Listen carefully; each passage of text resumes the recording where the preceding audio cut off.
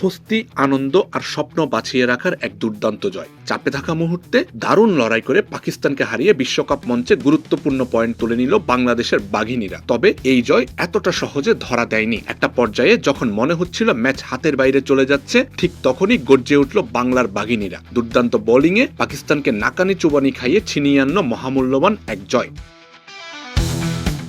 অস্ট্রেলিয়ার সাথে পরাজয়ের পর এমন জয় বাংলাদেশের নারীদের বিশ্বকাপের মধ্যে এনে দিল স্বস্তির বাতাস। হারের বৃত্ত থেকে বের হতে আগে ব্যাট করার সিদ্ধান্ত নেন বাংলাদেশের অধিনায়ক। তবে টপ অর্ডারের কাছ থেকে আশানুরূপ কোনো ইনিংস পাওয়া যায়নি।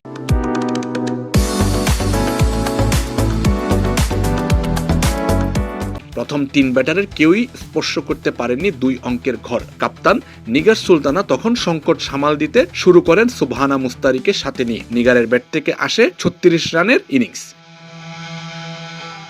স্বর্ণা আক্তারের 22 বলে 39 রানের গতিময় ইনিংসে বাংলাদেশ 20 ওভার শেষ করে 6 উইকেটে 123 রান তুলে তাড়া করতে নেমে শুরুটা অবশ্য মনের মতোই হয়েছিল পাকিস্তানের নারীদের। 2 ওপেনার মিলে যোগ করেন 49 রান। তবে এরপরই তাসের ঘরের মতো ভেঙে যেতে থাকে পাকিস্তানের batting line up. Sanjida Akter Meghla, Nahida আক্তারদের বোলিংয়ের সামনে খাবি খেতে খেতে সহজ লক্ষ্যই দুঃসাধ্য বানিয়ে ফেলে পাকিস্তান।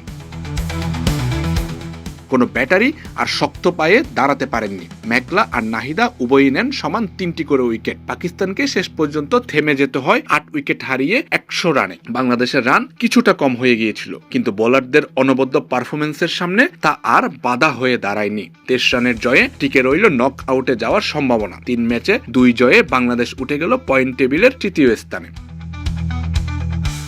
আমজাদ হোসেন আবির, খেলা 71।